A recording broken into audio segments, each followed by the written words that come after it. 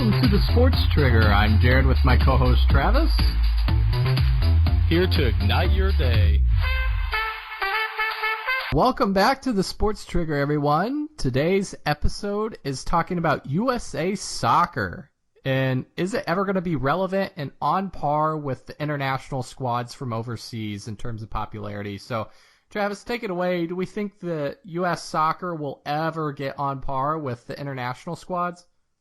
I definitely don't think that's ever going to happen. The international squads, that's their main sport. Over in Europe, soccer is their main sport. They have cricket and other things, so on and so forth. But they shut down schools, they shut down work, so on and so forth, when matches go on and huge events. So I definitely don't think we'll ever get to that level. But I do think over the past several years, we've shown a growth in popularity. If you look at MLS games that are aired, you see the stands filled quite often. And obviously when the U.S. is playing an international game, you'll see not all bars, but some bars will be full with actual soccer fans, or you'll see social media posts from different people supporting the U.S. soccer team. So I definitely don't think it'll ever get to the same level as European teams, but I definitely think it's growing, and it definitely has the potential to be bigger than what it is or has been before.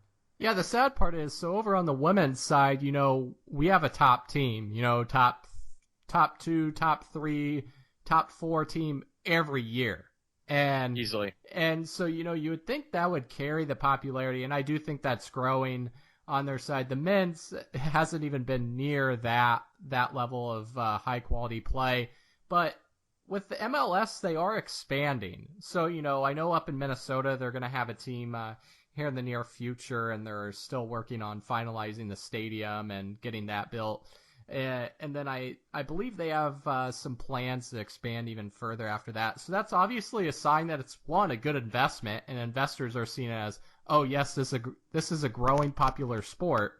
And then, two, the big thing that I'm seeing is we have a lot of, albeit they're usually older players, older stars from overseas that are coming over here to play in the MLS, which is a good sign because, I know they're getting paid to do it and getting paid pretty well on their way out, but still it's a good sign that they see it as worthwhile as well. And that's only going to grow the sport as well, because most people over in the U.S., you're fans of stars that are over in the Premier League and play in UEFA and, play maybe in the Italian league. So with those stars coming over here, you actually get to see them firsthand.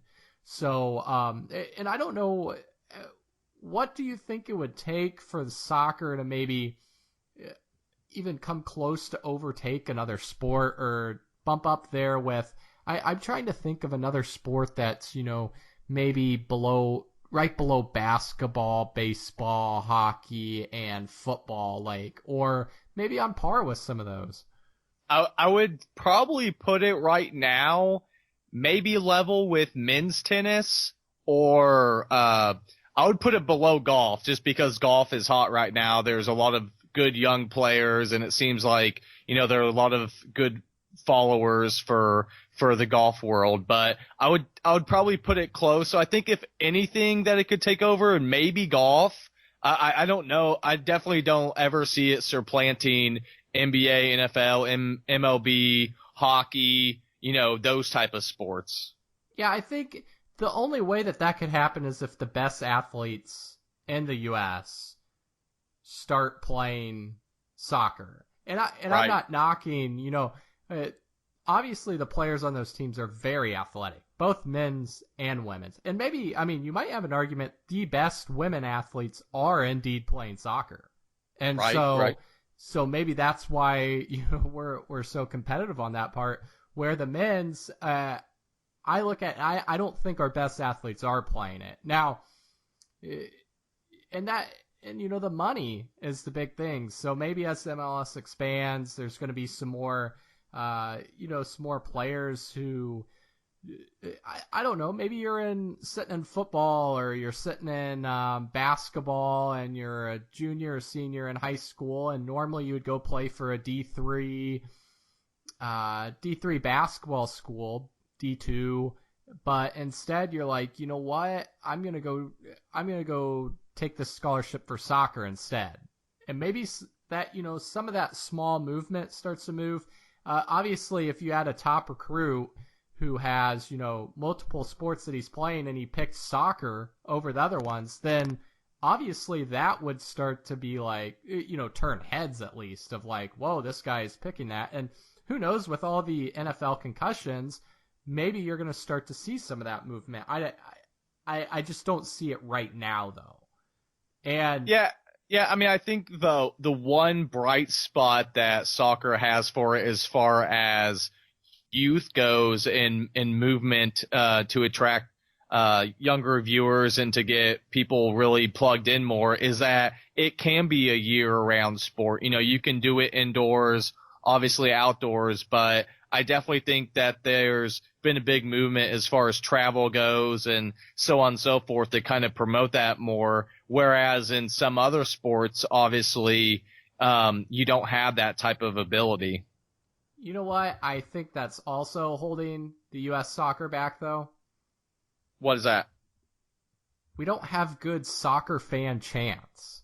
Like, they don't even compare to the overseas soccer fan chants. And you know what? Like, if you really get people excited about soccer, they need a good chant. They need to be, sipping a beer with their buds, at the pub.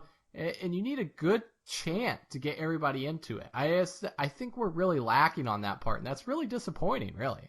I think we're pretty complacent with the USA chant. Granted, it's a great chant, but we can add on and get some other ones in there, definitely. I have faith in us. I think Yes. we can come up with something. So, with that being said, guys, thanks a lot for joining us today, talking about soccer. Let us know what you think about soccer, and until next time.